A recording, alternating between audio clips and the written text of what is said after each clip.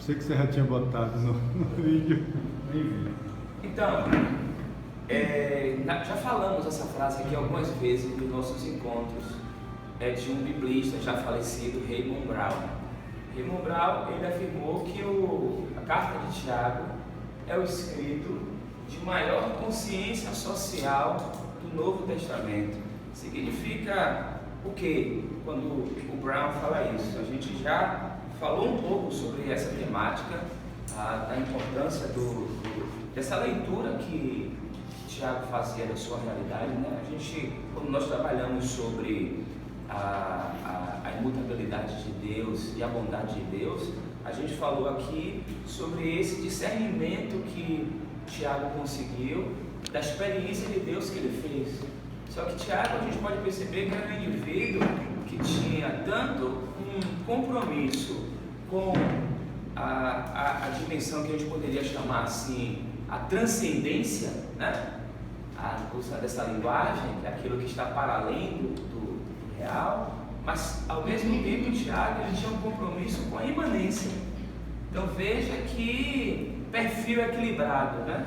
É o indivíduo que conseguiu discernir quem Deus era, da sua bondade, da sua imutabilidade, falava das coisas espirituais e também lia o real, lia o mundo real, lia o mundo imanente. Então por isso essa consciência de Tiago, que conseguiu na sua experiência de vida dosar muito bem essas duas dimensões. Às vezes a gente não consegue esse equilíbrio, ou a gente se diz espiritual e passa a ser mais um espiritualista, né? Um indivíduo espiritualizante que fica fora da realidade, ou é alguém que é tão plantado no chão que nega qualquer possibilidade de transcendência, do milagre, da ação de Deus, né?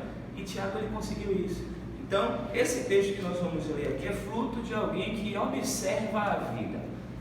E essa observação aqui não é apenas alguém que é espectador, vê a vida passar. Não, é alguém que está lendo ativamente, é alguém que está observando a vida ativamente. E ao observar e ler a vida ativamente, interfere, tenta de alguma forma interferir nessa vida, né? Então nós estamos em Tiago capítulo 2, vamos ler o texto do versículo 1 ao versículo 12. Sim. E essa característica de Tiago é uma característica que a gente deve se esforçar. Isso, esse é o ponto. Esse é o ponto. A gente achar esse equilíbrio, né? Achar esse equilíbrio. O texto diz assim: meus irmãos, como crentes em nosso glorioso Senhor Jesus Cristo, não façam diferença entre as pessoas, tratando-as com parcialidade. Suponham que na reunião de vocês, entre um homem com anel de ouro e roupas finas, e também entre um pobre com roupas velhas e sujas, se vocês derem atenção especial ao homem que está vestido com roupas finas e disserem: aqui está um lugar apropriado para o Senhor, mas disserem ao pobre: você, fique em pé ali, ou sente-se no chão, junto ao estrado onde ponho os meus pés, não estarão fazendo discriminação, fazendo julgamentos com critérios errados? Ouçam, meus amados irmãos, não escolheu Deus os que são pobres aos olhos do mundo para serem ricos em fé e herdarem o reino que Ele prometeu aos que o amam? Mas vocês têm desprezado o pobre. Não são os ricos que oprimem vocês? Não são eles os que os arrastam para os tribunais? Não são eles que difamam o bom nome que sobre vocês foi invocado? Se vocês de fato obedecerem à lei do reino, encontrada na Escritura, que diz: ame o seu próximo como a si mesmo, estarão agindo corretamente. Mas se tratarem os outros com parcialidade, estarão cometendo pecado e serão condenados pela lei como transgressores. Pois quem obedece a toda a lei, mas tropeça em apenas um ponto, torna-se culpado de quebrá-la inteiramente. Pois aquele que disse: não adulterarás, também disse: não matarás. Se você não comete adultério, mas comete assassinato, torna-se transgressor da lei. Falem e ajam como quem vai ser julgado pela lei da liberdade, porque será exercido juízo sem misericórdia sobre quem não for misericordioso. A misericórdia triunfa sobre o juízo. Vamos dizer juntos essa frase final? A misericórdia triunfa sobre o juízo. Rapaz, que coisa boa! Um aluno dedicado da nossa classe aí, com a visita, depois de um longo tempo, né, de serviço na sala ao lado. Então, o nosso tema é esse: fé sem parcialidade. Fé sem parcialidade. Eu penso que a palavra-chave do texto é essa aí. Justamente ela aparece no versículo 1, quando o Tiago diz: meus irmãos, como crentes em nosso glorioso Senhor Jesus Cristo, não faça diferença entre as pessoas, tratando-as com parcialidade. Essa palavra grega, prosopolepsia, que pode ser traduzida por parcialidade, favoritismo ou acepção. A gente vai encontrar nas diversas traduções que a gente tem a mesma palavra traduzida como parcialidade, como acepção ou como favoritismo. E aí eu trouxe outros textos onde essa palavra ela aparece grafada dessa forma, mas existem variantes dela em outras passagens do Novo Testamento. Mas eu fiz questão apenas para trazer para o nosso estudo aqui 3 momentos onde essa palavra aparece no Novo Testamento, que eu penso que ela faltou o vazio, né? O alfa aqui está comigo. Da forma como ela está grafada aqui, vai nos ajudar a entender um pouco como Tiago usou essa palavra, o que ele quis dizer, no ambiente onde ele estava, o que ele quis nos ensinar. E aí eu trouxe os 3 outros locais onde essa palavra aparece. Um deles é em Romanos 2, versículo 11, que eu já falei sobre essa Bíblia aqui, essa tradução, que é do Luiz Alonso Shekel, que também é um biblista já faleceu em 1998. É uma tradução muito boa, vale a pena você adquiri-la. É uma tradução baseada numa leitura social, né? É uma metodologia que existe de leitura da Bíblia, e ele traduziu o seu texto todo baseado nisso. Mas vejam que interessante, ele traduz Romanos 2,11 dessa forma. Eu gostei, por isso que eu coloquei aqui. Eu não ia falar sobre o que é hoje, não, mas a maneira como ele traduziu Romanos 2,11 é assim: Deus não é parcial, ponto. Deus não é parcial. Alguém pode ler Romanos 2,11 em outra versão aí? Porque para com Deus não há acepção de pessoas. Esse é aquele texto conhecido nosso, né? Porque para com Deus não há acepção de pessoas. Uma outra versão de Romanos 2,11, um pouco diferente da minha. Deus trata todos com igualdade. Deus trata todos com igualdade. Ou seja, Deus não faz acepção. Deus não é parcial. A palavra que aparece em Romanos 2,11 é essa mesma que está lá no texto de Tiago, certo? Vamos para um outro texto, para uma outra carta, a carta aos Efésios. Efésios 6, versículo 9, diz assim: e vós, senhores, é uma série de orientações que o autor dessa carta está dando ali no seu final, que é comum na estrutura das cartas, né?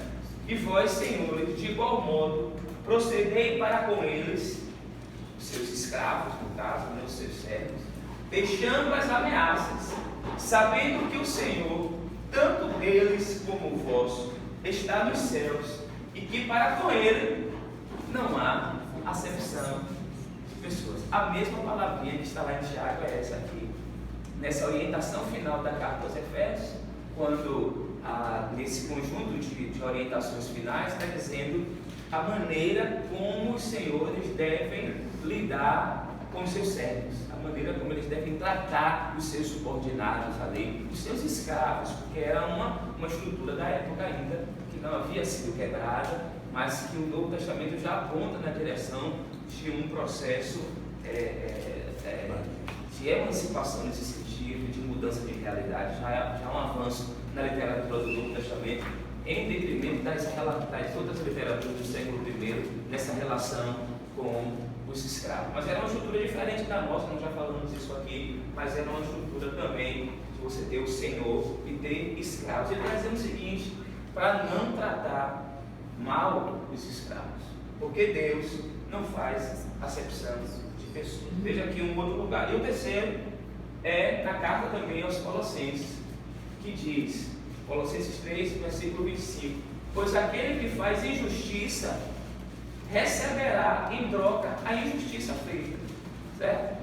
Só que faz a justiça receberá a injustiça feita, porque nisto não há acepção de pessoas. Então são os três locais no Novo Testamento onde essa palavra aparece, e veja que o sentido é o mesmo, porque ele está trabalhando três situações, né? Nós vimos aqui da acepção, de fazer acepção de pessoas ou tratar com favoritismo. Eu trouxe essa chave que é justamente essa imagem, né? No ambiente, a palavra grega que está no texto lá de Tiago é sinagoga, foi traduzida como reunião. A palavra que está lá no texto é quando vocês estiverem na sua sinagoga, que é um ajuntamento, é um lugar onde as pessoas estão reunidas para aprender, para estudar, né? Sinago, essa reunião, não é o espaço sinagoga, certo? E aí aqui é um ambiente de um templo, né? Um indivíduo todo estiloso, tal, e agora cara passa por aqui, e esse indivíduo meio diferente, fique aqui. Aqui é só uma imagem para nos colocar numa situação um pouco mais ampla.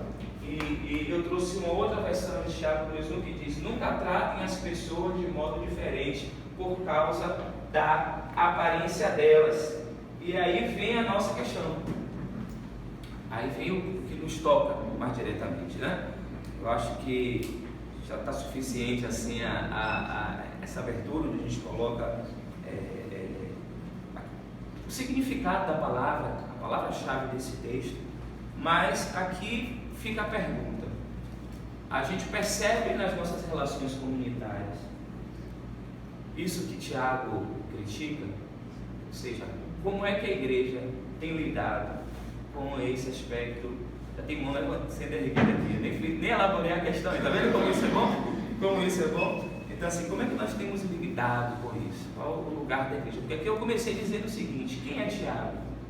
Tiago é um homem que conseguiu, né, a vida. Um depoimento de Maria falou assim: quem me dera ter essa mentalidade que tenho hoje, quando eu tinha 30, quando eu tinha, né?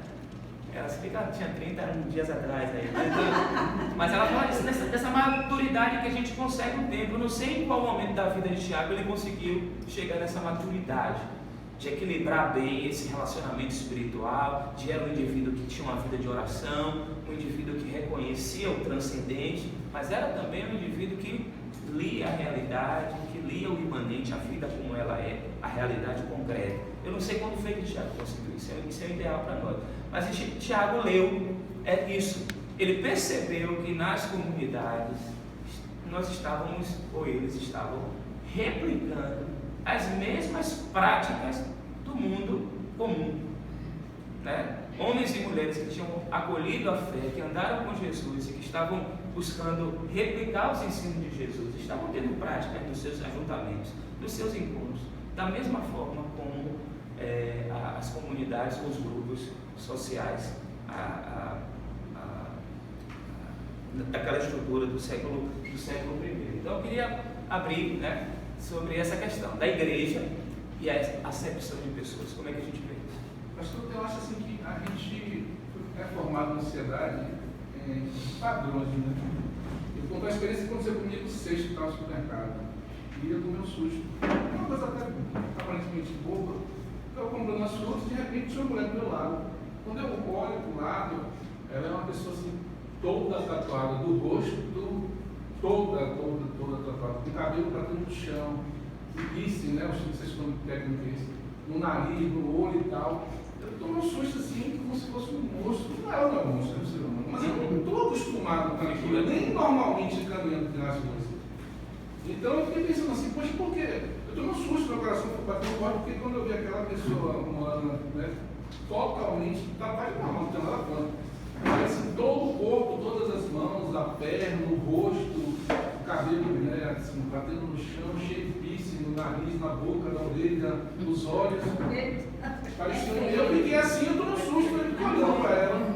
E fiquei meditando até nessa mensagem. Poxa, eu tenho alguma discriminação com ela, será que isso eu pode ajudar ela? Mas há um padrão cultural que nós somos formados e temos que realmente modificar isso, né? Até que aconteceu até aqui na igreja, não sei se eu estava aqui, há um bom tempo atrás, para resumir, para não delongar muito, que entrou um casal de missionários que estava vestido de mendigo, e houve um horror da igreja, né? Ninguém queria ficar perto dele, como se fosse assim, uma pessoa suja, né? Fresca. Então, temos também que nos despir disso, né? Difícil, porque nós somos formados por padrões, né? Um padrão politicamente correto, né? O que é certo, está bem perfumado, bem vestido, cabelinho bem aparado, isso não tem nada a ver, né? Então a gente realmente tem que buscar a orientação para tirar isso da nossa cultura, né? Do nosso eu, né? Eu acho isso importante. Vamos lá? Tem mais? Aqui é a nossa... Eu acho assim, estranhamento à primeira vista. É Condenável. normal, É. Porque, né? Não foge ao padrão, que a gente está acostumado. É. Então, o estranhar assim no primeiro olhar não quer dizer que você estava já fazendo uma acepção, né? Que você não tratou de forma diferente nem nada. Agora, é estranho para o nosso viver diário. Uma pessoa tatuada totalmente. Eu realmente iria ficar muito espantada.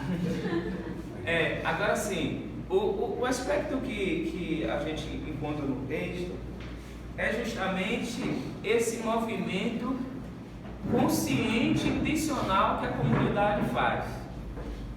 A gente lê a sociedade, a gente trabalhou aquela questão do texto lá de Deuteronômio 15, né?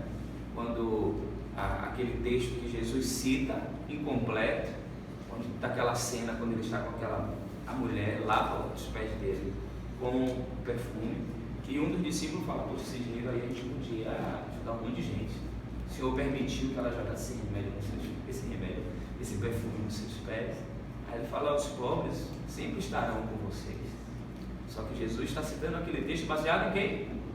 Lembra qual é o texto? Deuteronômio 15. Ele completa, porque ali é o recurso da oratória, daquele ambiente, porque o texto ele nasce na oralidade e depois ele é grafado. Então, assim, aqueles recursos que a gente tem na oralidade de falar alguma coisa, e quem já conhece o ambiente, a ambiência já conhece o que vem depois. Então, Jesus não está fortalecendo uma estrutura de dominação, de opressão. Ele está entendendo que existem pobres, os pobres sempre estarão entre vocês. Agora, quando vocês perceberem pessoas assim no meio de vocês, tratem da seguinte forma: tanto o pobre como o estrangeiro, o necessitado. É isso que está lá em Deuteronômio 15. E quem estava naquele ambiente sabia o que Jesus estava dizendo. Então, o que está acontecendo aqui é uma sociedade que identifica essas relações, que sabe que existem pessoas que estão de um estrato superior, pessoas que estão de um estrato inferior, mas que na comunidade de fé intencionalmente faz distinções. Você vai ficar preso só nessa parte, dessa área, porque eu gostaria de falar uma coisa. Não, pode falar. Quer dizer, essa questão de acepção de pessoa é muito difícil da gente lidar. O prédio que eu moro, um condomínio de 20 apartamentos somente. 20 apartamentos, gente, são muito poucas pessoas, né? E na reunião de condomínio no dia 2 de novembro, temos um vizinho que ele é problemático. Ele é problemático. Só para lhe dizer uma coisa, em reunião anterior, já há bastante tempo atrás, ele abriu a boca e disse textualmente: eu estou com o condomínio atrasado, mas a minha namorada vai vir do Rio para morar comigo e quando ela vier, ela vai me ajudar a pagar o condomínio. Eu fiquei assim, parada, sabe? Assim, meu Deus do céu, eu queria até agisse dessa forma, uma divisão de despesa da casa, mas ele abria a boca ali na reunião do condomínio e dizer uma coisa dessa. Eu fiquei assim, mas... Ah, como normalmente quem secretaria a ata na reunião do condomínio, né? Eu fui sentar perto dele por causa da luminosidade, que foi no playground que a gente fez a reunião. Não foi nem no salão de festa, foi na parte da frente. Para que as pessoas que fossem chegando a gente pegava, né? Porque reunião de condomínio nem todo mundo vai. Aí eu sentei de junto dele. E ele é aquela pessoa que, mordaz. Ele vai e futuca. E ele chegou ao ponto de dizer que ele desconfiava do síndico, que é uma pessoa de 80 e tantos anos, que já conhecemos há mais de 25 anos, que morava no prédio, um homem que tem mostrado que é de uma moral ilibada, né? Bem provado, e ele fez ofensas graves. Aquilo me chateou de uma forma tal na reunião do dia 2, que eu disse assim, gente, eu tenho muito o que fazer. Estava fazendo as eleições da igreja, foi nessa época, Clélia tinha me ligado, enquanto eu estava na reunião para resolver o problema das eleições. Eu disse, olha, eu tenho muita coisa para fazer aqui em casa, para estar ouvindo esse tipo de coisa. E fui-me embora. Eu sei que eu agi errado, né? Fui condenada por todos, que eu saí, não sei o que, para lá. Mas é aquele tipo de pessoa que eu não quero contato.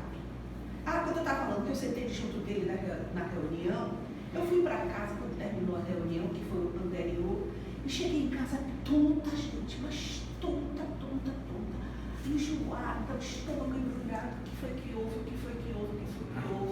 Aí eu conversando com o meu vizinho de cima, e conversando depois com o porteiro, é a maconha que ele usa, exalando, me enjoou, não é? Muito passivo. Porque ele tinha um cheiro de planta mesmo, né? Então o porteiro disse que já houve queixa de outros moradores, porque ele faz uso de maconha. E eu acho que foi, porque eu estava bem. Cheguei em casa enjoada, tonta, com ânsia de roupa, com dois passinhos. Exatamente. Estava sentindo uma leve, Mas nem tanto. Ainda tive que tomar vertigem, pensando que era labirintite. Não é mais depois o porteiro falou, que era a cannabis. E aí, como ele disse, vou para a reunião no dia 2, aconteceu isso, que eu saí. No dia 9 teve uma reunião, mas foi aniversário de Nívia, eu não pude ir. E quando foi agora, em janeiro, teve a reunião e eu fui. Aí está o rapaz do apartamento de cima, mas Vincent, aqui que tem luz. Não, aqui tá bom, Samuel. Né? Aí aqui tá bom, aqui para mim é melhor, porque a luz está vindo do lado, não sei o que, para evitar. E por ele ter esse tipo de atitudes, é um cara que abriu a boca e disse, eu devo 7 meses de condomínio e não vou pagar. Apesar de que meu pai agora mora comigo, porque a mulher foi embora, né? Meu pai agora mora comigo porque ele está com câncer, veio fazer tratamento da X Maltese aqui é perto. Ele, com a pensão dele, está me ajudando a pagar o condomínio, porque o dito cujo usuário da cannabis não trabalha. É músico. Né? Não estou condenando o músico. Não, ele se titula como músico, né? Ele não trabalha, mas ele puta, trabalha, não sei o quê. Aí eu fico assim parada pensando no caso dessa acepção de pessoa. Eu faço. Não deve. Mas eu não quero com conversar alguns com motivos, ele. né? Com alguns motivos. Eu não quero conversar com ele. Ele é agressivo, não é? Ele é agressivo. Ele é mal educado. Ele é desrespeitoso. Como eu disse a vocês, o síndico tem 82 anos. Ele bateu na porta do síndico e chamou o homem de santa. Para chegar ao ponto da esposa ameaçar ele que ia entrar na justiça por desacato, por ofensa, por esse negócio calúnia, esse negócio tudo. Né? Então, aí é que tá. Eu faço a acepção de um cara desse. Tô errada. Vamos, aí, tipo aquele adesivo implicava, né? Acepção, vírgula, eu faço. A gente vai chegar nesse ponto. Diga aí, Fábio. Vamos se colar um pouquinho. Da sua fala e até do texto, né? Eu me lembro de certa vez de um congresso em determinada igreja que aí chegou um político comprovadamente corrupto, né? Um cidadão histórico e tal, e os líderes que estavam lá à frente do congresso, no meio do congresso, fulano, venha para cá, suba aqui, deu aquele... Como ele deveria estar no meio, como eu, como várias pessoas que estavam lá naquela reunião, igual como qualquer um, não, mas se deu um destaque de trazer a pessoa, levar lá para frente, para o púlpito e tal, para não, porque o fulano e tal está aqui e tal. Então a igreja ainda tem isso, né, de você dar destaque Que só é um por risco. conta da posição. Eu acho que vale a pena. Esse congresso na igreja? Eu acho que vale a pena e é justo E aí você faz. você destacar autoridades que ali estão. Isso, mas a ideia é aquela de você destacar e tal, como se a pessoa fosse mais importante do que. É interessante do que que as outras. a gente participou da convenção agora e teve um momento lá que eu achei equivocado, né? Porque assim, o destaque e a autoridade deve ser feito, né? A autoridade estava sentada à mesa, o prefeito da cidade, outras autoridades, e ladeado ao presidente da convenção, e recebeu a palavra, inclusive foi a ele oferecido o púlpito, ele que não quis. Então assim, o púlpito que simbolicamente, né, no nosso imaginário, aquele lugar da proclamação da palavra, foi oferecido a ele naquele momento. E aqui eu não estou indo no extremo, sabe, dos objetos, sacralizar os objetos, não, mas aquilo que é simbólico para a gente, como o púlpito, aquele lugar da fala, da proclamação, o presidente da convenção ofereceu a ele o púlpito. Ele que não quis, eu falo aqui mesmo. É complicado, então assim, esses riscos que a igreja corre com esse tipo de concessão, né? Só para completar, assim, um outro aspecto que eu vejo assim, na igreja, assim, é a acepção com relação à condição, não só econômica, mas a questão dos postos na igreja. Muitas vezes você, nos postos da igreja, postos de liderança, de cargos, de repente você tem um irmãozinho ali que é humilde e tal, e a igreja muitas vezes valoriza as pessoas que têm uma formação acadêmica, nada contra isso, mas só que muitas vezes a gente acaba desvalorizando aquele irmão mais simples, da condição mais simples, mas que tem uma relação com Deus muito forte, muito profunda, e que pode fazer o mesmo trabalho, ou até melhor, daquele que tem uma condição econômica melhor. E muitas vezes a gente despreza e valoriza mais. Foram muitas mãos, eu não sei mais onde é que está a outra. Eu preciso de um secretário ou secretária para ficar fazendo as inscrições. Porque eu faço parte da comissão de eleição da igreja, né? E eu vou defender minha bandeira.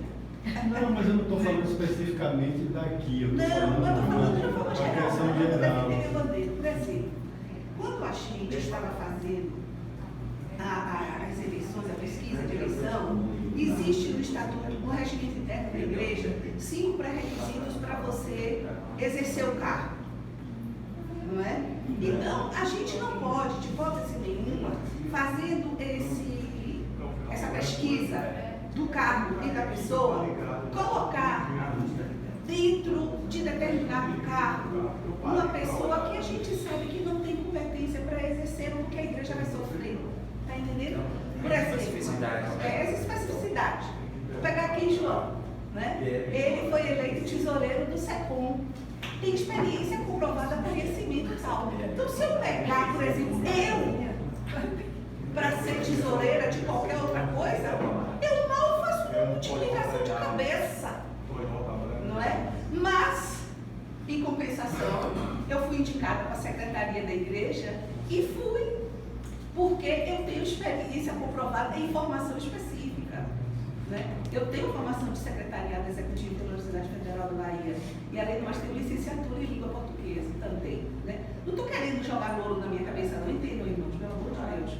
Não é? É a experiência das funções, mas eu entendi a fala de esse aí pode contribuir. Exatamente, exatamente. Agora, quando a gente chega em outros cargos, não é?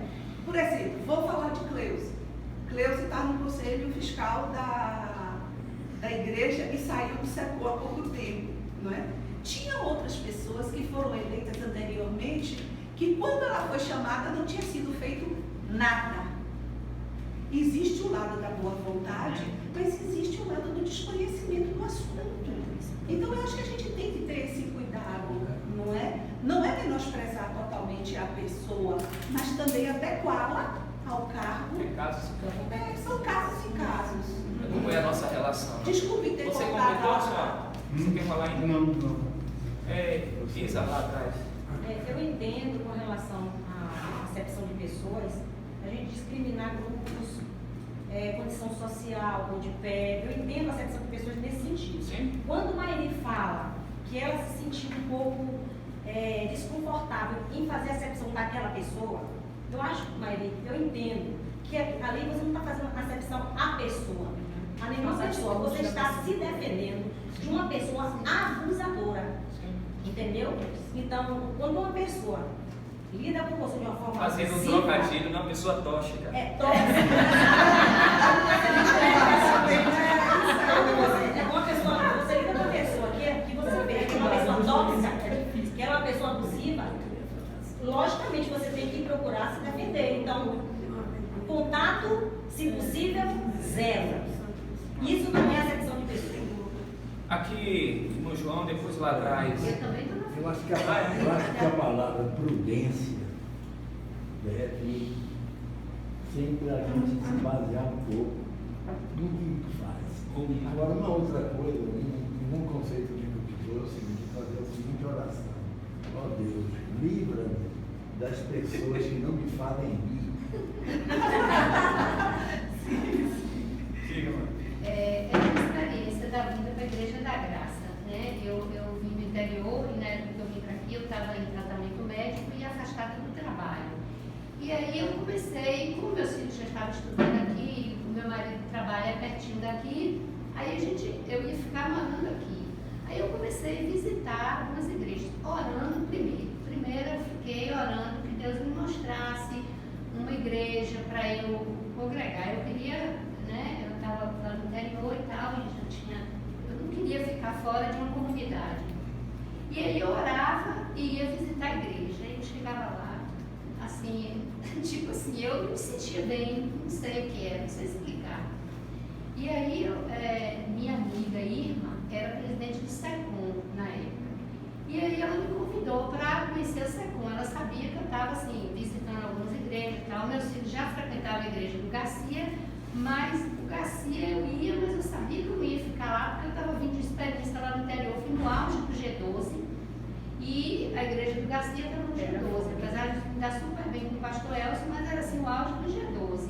Aí eu falava aqui também, né? Aí a Irma me chamou para visitar o SECOM e conversou muito comigo, assim, eu fiquei assim realmente encantada. E aí no domingo seguinte ela me convidou para vir para a igreja. Gente, quando eu entrei aqui na igreja, assim, estava cantando, assim, tão lindo, mas tão bonito. Então, assim, eu fiquei muito emocionada e eu senti, eu não sei explicar, assim, o que eu senti quando eu entrei aqui na igreja. E aí o pastor Edivar, que estava recente aqui, a mensagem do pastor Edivar falou muito ao meu coração. E eu saí daqui, eu saí chorando da igreja, não sei explicar, foi um momento assim de muita emoção para mim. E aí na semana eu fui no interior e aí eu já tinha, para mim, estava decidido que eu ia frequentar a Igreja da Graça. Quando eu cheguei lá no interior, eu conversei com o pastor e falei com ele e tal, depois de uma procura, eu estava, não vá para aquela igreja não, não vai não, aquela igreja, pastor do interior, não vá não, ali só tem rico, ali, mas acabou. Eu recebo. O povo metido a besta, eu não sei, acho que a irmã chorou de tristeza. Eu vou lhe dizer uma coisa, você não fica um ano, você vai estar 6 meses, pode tirar carta, não sei o que, agora eu dou 6 meses, mas não vai ficar lá. O povo rico, metido a besta, olha para você assim, ó, todo mundo narizinho empinado. Mas ele simplesmente destruiu a Igreja Batista da Graça. Aí eu saí de lá, assim, enfim, foi na época do pastor Edivar. Então, a profecia, a profetada dele não se cumpriu, porque, assim, enfim, eu acho que isso, de uma certa forma, me deixou, assim, muito no banco da igreja. Enfim, escola dominical não tem também, mas, assim, sempre Deus chama pessoas, né, para me chamar para algum lugar, como foi a irmã Mara que me convidou para aqui, ela tem 2 anos aqui. Mas, enfim, então essa foi a história. Sinceramente, eu nunca me senti, assim, excluída aqui. Eu nunca tive essa questão de achar que aqui todo mundo é...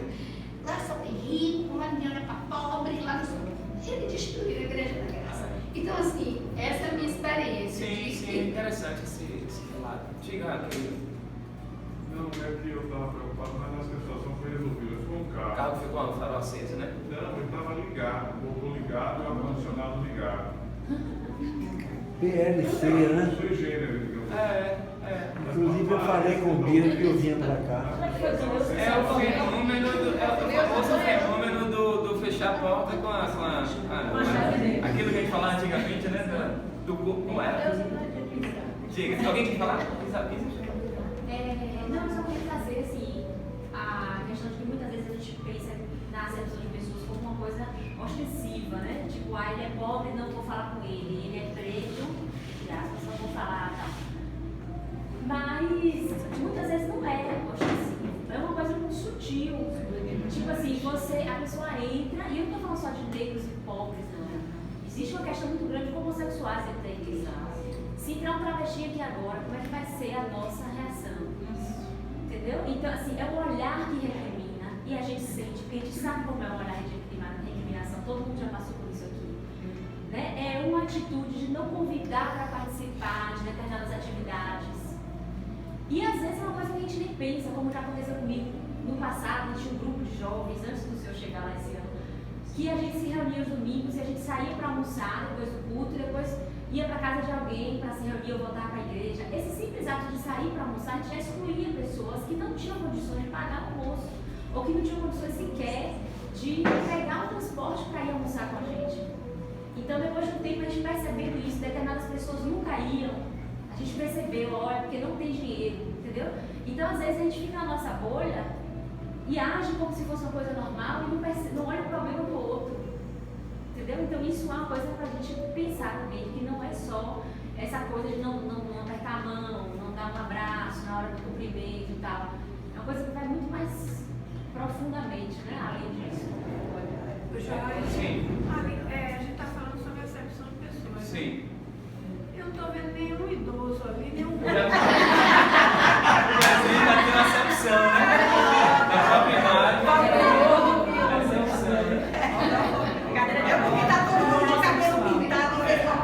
Agora há que se considerar que os que estão ali é tudo da igreja de jovem, né? Porque nem criança nem adulto. É interessante o detalhe, quando a gente olha a visão da Igreja da Graça, que é o nosso ideal a ser alcançado, né? É uma das questões que a gente coloca ali na nossa visão, pelo menos é a visão que a gente tem ainda hoje na nossa comunidade, é esse compromisso, né? Pessoas da terceira idade, com crianças, ou seja, a inclusão de todas as faixas etárias e também do aspecto social. O que eu quero chamar a atenção novamente no texto é que aqui mostra uma prática comunitária intencional, né? E nesse caso aqui ostensiva, ou seja, você que é isso, fique aí. A gente pode imaginar que é absurdo isso, mas de alguma forma, em alguns lugares, em algumas linguagens, a gente está dizendo isso, dessa maneira ostensiva, né? Porque eu me lembro, foi interessante, uma vez eu fui ministrar em uma igreja em Ilhéus, um congresso lá, e coloquei alguns slides, né? Na área de adoração, administração, e um dos slides tinha uma pessoa de pele, né? Um negro, imagem, um negro bonito cantando e tal. Confesso que na hora eu não pensei nisso, simplesmente peguei a imagem, coloquei no slide, no final o irmão veio me procurar. Assim, irmão, pela primeira vez eu vejo um slide sendo posto aqui na igreja com uma pessoa negra. Você acredita num negócio desse? Então assim, eu confesso que eu não fiz isso intencionalmente. Aí às vezes acontece esse dado, né, que você chama a atenção. Eu passei até a ficar mais atento a algumas questões, que me mostrou uma desatenção em outro aspecto quando eu recolhi essa imagem. Não foi eu que fiz a imagem, mas eu queria mais que eu achei já pronto aqui com a igreja e a questão da acepção de pessoas. E foi como você trazer à memória isso, que a gente já eliminou ali as crianças e os idosos, né? O tipo de acepção. Mas para dizer. Você cai no. Tem uma imagem parecida com isso aí, que tinha pessoas mesmo de todos. Mas para dizer o seguinte, que enquanto comunidade, quando a gente olha aquela experiência da primeira carta aos Coríntios 11, que a gente apenas usa um trechinho daquele capítulo da carta, mas aquilo é de uma riqueza tão ampla, a riqueza daquele texto de 1 Coríntios 11, e às vezes a gente perde o alcance daquela mensagem, porque a gente só recorta a partir do 17. Mas Paulo, a partir do versículo 2, diz: eu os elogio por se lembrarem de mim em tudo e por se apegarem às tradições exatamente como eu transmiti a vocês. Aliás, não, eu vou subir. Vou subir, vou pegar do 17 mesmo. 17 mesmo. Vou pegar do 17, mas não do ponto que geralmente a gente lê. 1 Coríntios. Vou pegar do 17 mesmo. Vou pegar do 17. A série, senão vai ficar muito longa, a gente não vai ter tempo.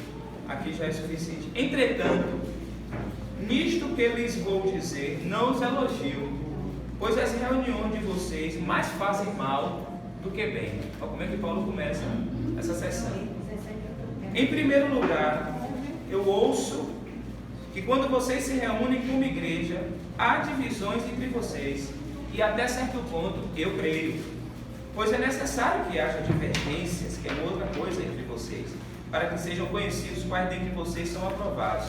Quando vocês se reúnem, não é para comer a ceia do Senhor, porque cada um come sua própria ceia sem esperar pelos outros. Assim, enquanto um fica com fome, o outro se embriaga. Será que vocês não têm casa onde comer e beber? Ou desprezam a igreja de Deus e humilham os que nada têm? Que lhes direi? Eu os elogiarei por isso? Certamente que não. Aí geralmente a gente começa a ler esse texto 23 nas nossas ceias, né? Mas veja que Paulo já começa essa sessão criticando uma prática comunitária, porque tinha aqueles encontros, né? Os encontros ágape, né? O agape, aquelas ceias, aqueles ajuntamentos que hoje, na nossa linguagem atual, é o junta-panela, né? Tinha um junta-panela para celebrar, e aí o indivíduo chegava e comia tudo antes. E comia aquela porção que ele levou. E aí Paulo segue dizendo: pois recebi do Senhor que também lhes entreguei, que o Senhor Jesus, na noite em que foi traído, tomou o pão e, tendo dado graças, partiu e disse: isto é o meu corpo, que é dado em favor de vocês, façam isto em memória de mim. Ele partiu e disse. Da mesma forma, depois da ceia, ele tomou o cálice e disse: este cálice é a nova aliança no meu sangue, façam isso sempre que o beberem em memória de mim. Porque sempre que comerem deste pão e beberem deste cálice, vocês anunciam a morte do Senhor até que ele venha. Portanto, todo aquele que comer o pão ou beber o cálice do Senhor indignamente será culpado de pecar contra o corpo e o sangue do Senhor. Examine-se cada um a si mesmo, e então coma do pão e beba do cálice, pois quem come e bebe sem discernir o corpo do Senhor, come e bebe para a sua própria condenação. Por isso há entre vocês muitos fracos e doentes, e vários já dormiram. Mas, se nós tivéssemos o cuidado de examinar nós mesmos, não receberíamos juízo. Quando, porém, somos julgados pelo Senhor, estamos sendo disciplinados para que não sejamos condenados com o mundo. Portanto, meus irmãos, quando vocês se reunirem para comer, esperem uns pelos outros. Está vendo o tema? Se alguém estiver com fome, come em casa. Come em casa. Para que quando vocês se reunirem, isso não resulte em condenação. Quanto ao mais, quando eu for, lhes darei instruções. O que é que acontece aqui? Aqui é uma cena típica, social, de ajuntamentos que aconteciam naquela realidade e que, quando aquela comunidade que foi alcançada pela fé começou a se desenvolver, essas práticas eram desenvolvidas nesse ambiente. Só que nesse ambiente, essa prática ela ganhou um símbolo novo. Ela não é simplesmente o comer pelo comer, é o comer com o discernimento do que significa todas as nossas refeições, entende?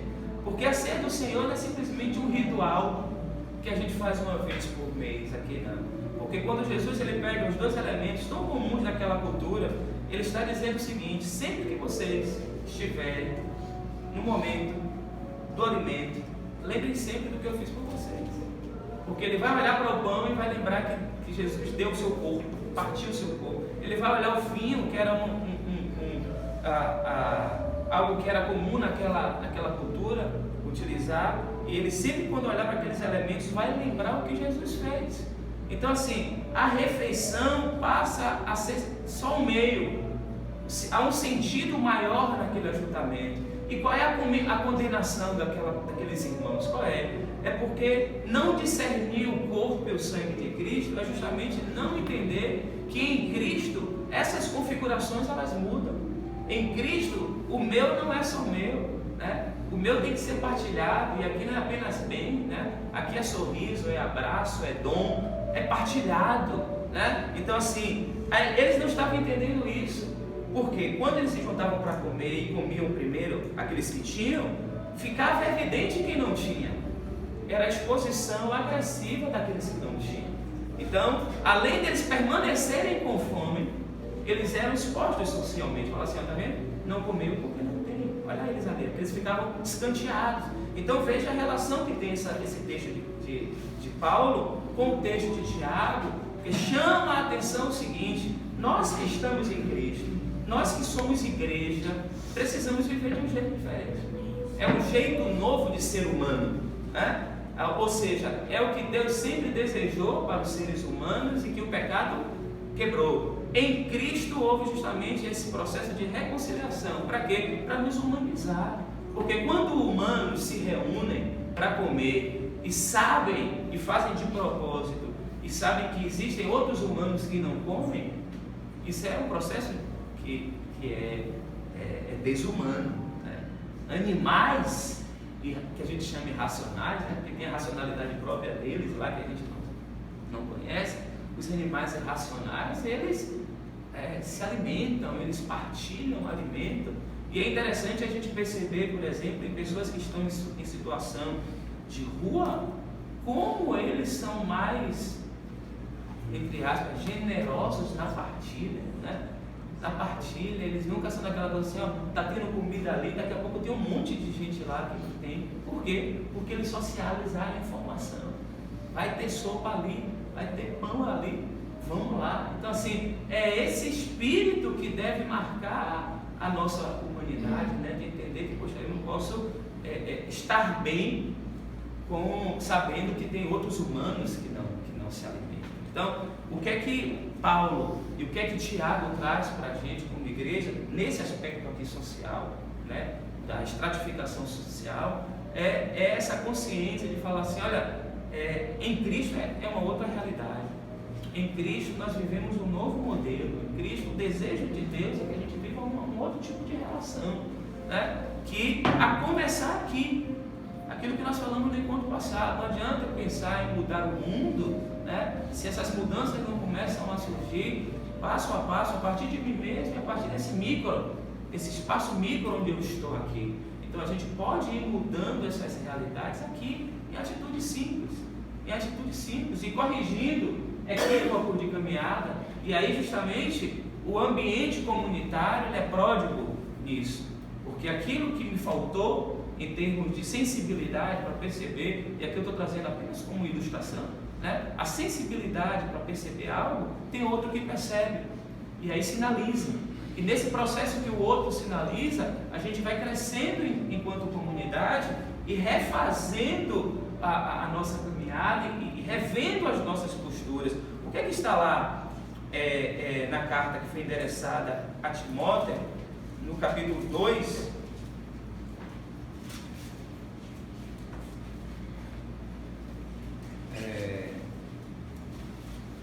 melhor dizendo,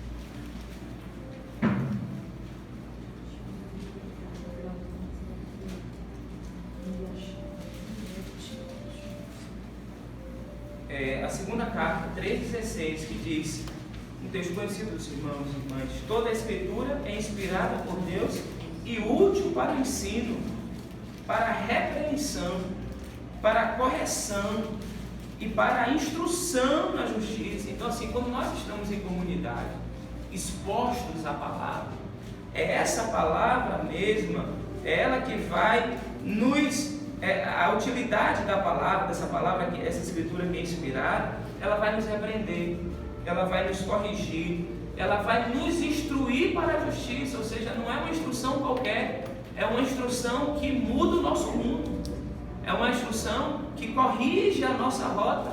Se nós estamos vivendo posturas, mesmo entendendo que não, mas em posturas de injustiça, a palavra nos conduzirá à rota desse Deus que é justiça. A gente leu aqui em Colossenses, quando fala, né, da questão daquele que fizer injustiça vai receber da injustiça, porque Deus não faz acepção de pessoas. Mas quando eu e você estivermos em atitudes que excluem, que valoriza mais o que é externo do que é interno, eu acho que eu trouxe uma imagem. Aqui, né? Não julgue pela aparência, às vezes ele esconde um coração rico sobre as roupas de um pobre. Né? Quantas vezes a gente perde de se relacionar com pessoas e até de aprender da sabedoria de alguém, das histórias e experiências de alguém, porque a gente julga pelo que é externo, a gente vê aquela pessoa ali tão na dela. Aí quando eu estou falando, vamos ampliar isso aqui, não pensar apenas no traje, né? Mas aquela postura mais recatada, de uma pessoa que está ali quietinha no canto, que não fala muito, mas que tem uma história, né?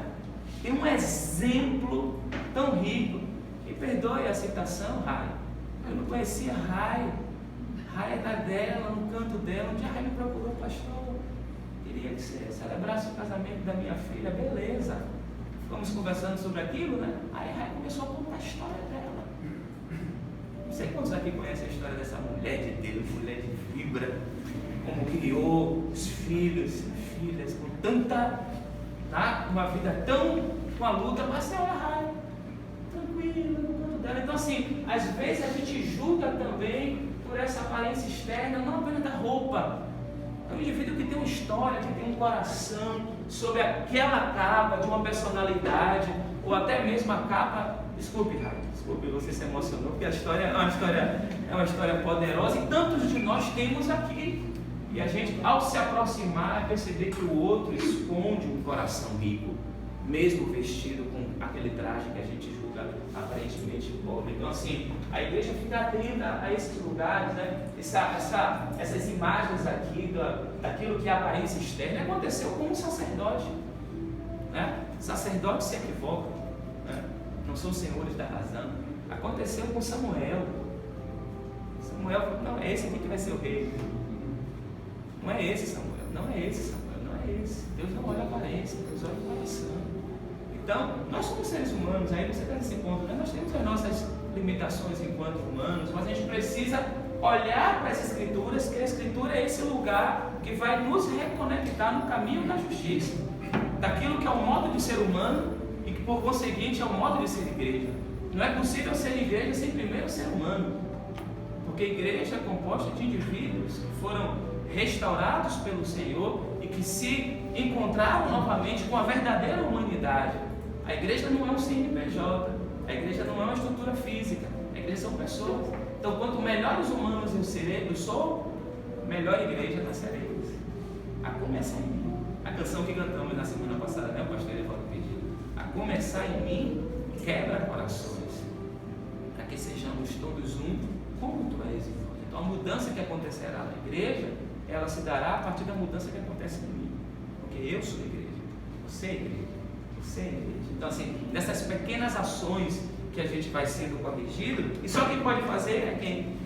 É o Senhor, a palavra e a sua palavra. Porque toda a Escritura é inspirada por Deus e útil para o ensino autêntico da palavra. É ela que nos repreende e nos corrige e nos instrui para a justiça, a fim de que para que o homem de Deus e mulheres de Deus sejam aptos e plenamente preparados para toda boa obra. Esse é o desejo de Deus para mim e para você. A gente vai continuar esse tema na próxima semana. A gente tem algumas questões mais para falar nesse texto, mas eu entendo que aqui a gente pode, nesse tempo de reflexão que temos, nos examinar, porque foi isso que Paulo pediu ali aos Coríntios. Examine-se, vejam as suas práticas. revejam as suas condutas, entendam que não há nada de mal em você ter uma boa formação, alcançar um poder aquisitivo pelos méritos do seu trabalho. Isso não é problema, Deus não recrimina isso. A questão é o que é que eu faço com isso e como é que a igreja trata as pessoas que chegam nesse ponto, em detrimento daquelas que não têm essa condição. Diga, professor. Ainda tem o quê? Meio minuto para falar isso? Meio minuto. Eu tinha falado, bicho. Eu acho que a igreja deve ter dois olhares para essa situação de pessoas diferentes. Por exemplo, aqui na classe não deve haver nenhuma discriminação com alguém que seja analfabeto. Sim. Mas na hora de a classe ser representada, essas pessoas não podem ser escolhidas. Porque senão acaba com o trabalho do ano inteiro. Isso é muito difícil, mas eu trabalho em liderança de igreja desde o ventre. Então presta atenção. Eu estou numa classe dessa, que é mais alto nível, as pessoas participam dessa forma, estão participando aqui. Quando você sai, tem que colocar alguém que seja capaz de dar continuidade nesse trabalho, não necessariamente no seu nível ou melhor, mas que seja capaz de ter educação, de ter compreensão da Bíblia, para não distorcer, porque senão você destrói. Há muitos anos, esse fato do contágio, muitos conhecem, pelo menos os nomes.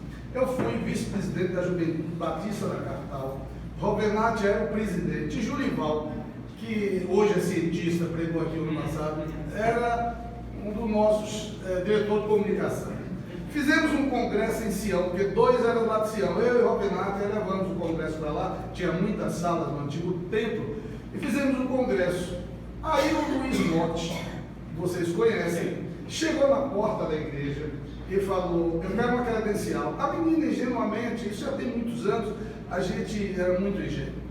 Ela disse, qual é a sua igreja? Ele fez GGGB, que significa Grupo Gay da Bahia, e ela não atentou para gente. Ela deu a credencial, ele colou no peito e foi para lá. Só que eu não estava, Marambaia não estava, Jurival não estava, nem Robenati, que era a direção da Juventude Batista da capital e mais afeitos a esses embates. Ele levantou a mão e quase acaba com o congresso. Disse que Jesus Cristo era homossexual e que esse relacionamento estava evidente da relação com João, e fez uma discussão de 40 minutos. Ele quase acaba com o congresso. Aí depois nós tivemos que trazer pastores para falar tudo isso. Sabe por quê? Porque no momento desse é preciso que nós estejamos treinados, que a gente tenha conhecimento da palavra e que todos orem muito, porque isso excede ao entendimento, uma série de coisas dessas. Então, o que eu queria dizer é que a gente precisa aprender muito. Aprender muito significa ser doutor, médico, engenheiro e tal, mas aprender da palavra, desenvolver suas habilidades, porque esses embates são violentos e Satanás é extremamente inteligente, a Bíblia diz isso. E só para finalizar, não podemos ignorar os seus artistas. Não podemos ignorar. E Deus, quando usou os homens, não usou ninguém à toa. Moisés libertou o povo hebreu de 400 anos de cativeiro, mas Deus colocou ele lá. Ele levou a vida inteira aprendendo tudo aquilo. Quando saiu, ele era senhor de tudo. E quando Deus lhe deu a missão, ele veio como um grande conhecedor. Gedeão não era qualquer um. Davi não era qualquer um. Então assim, aí Deus não levanta a pau, a Bíblia mostra quantos. Mas uma coisa é Deus lhe dar instrumentalidade para você devolver, e é Ele querer transformar um carvão em diamante. Ele pode fazer isso. Mas nós aqui precisamos aprender e entender que sem muito estudo, a gente não chega lá. Porque as bibliotecas estão cheias de livros que são apresentados aos alunos com teorias as mais absurdas. Deus nos abençoe, irmãos. A gente vai continuar esse tema, eu acho que mais um encontro.